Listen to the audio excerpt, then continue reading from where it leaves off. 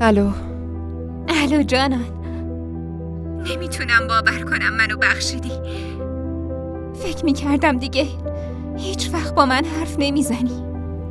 نورین، واقعا امیدوارم دیگه هیچ وقت اشتباهی نکنی که روی دوستی ما تأثیری بذاره.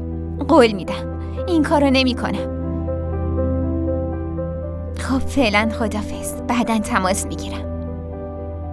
باشه، خداحافظ. خداحافظ.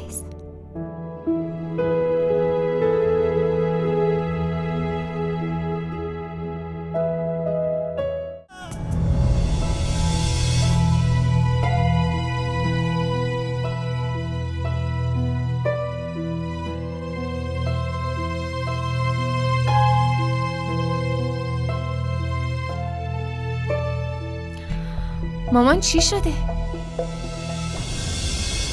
هیچی. چطور؟ نگرانی؟ اصلا چرا باید نگران باشم؟ خب ولش کن. تو تا الان کجا بودی؟ من؟ کل روز خونه بودم، جایی نرفتم. فریده، میدونم کل روز خونه بودی، اما بگو ببینم تو تراس بودی یا توی اتاقت بودی؟ اوه، با جانان و عایشه تو اتاقشون بودم. جانان؟ خب جانان رفته بود بیرون؟ آره، اما برگشته. و عایشه خواب بود؟ نه، بغل جانان بازی میکرد. باشه، بازی میکرد.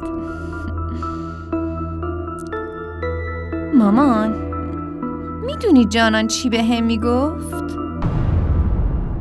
چی میگفت؟ گفت سعی کردیم عایشه رو بکشیم.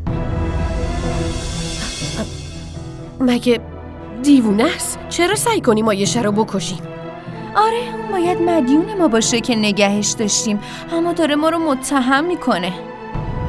اسمی از کسی برد؟ اسم کسی رو نبرد، اما منظورش ما بودیم. آخه مگه جز تو و شادان کس دیگه ای هم اینجا هست؟ تازه داشت میگفت که با پدر حرف میزنه.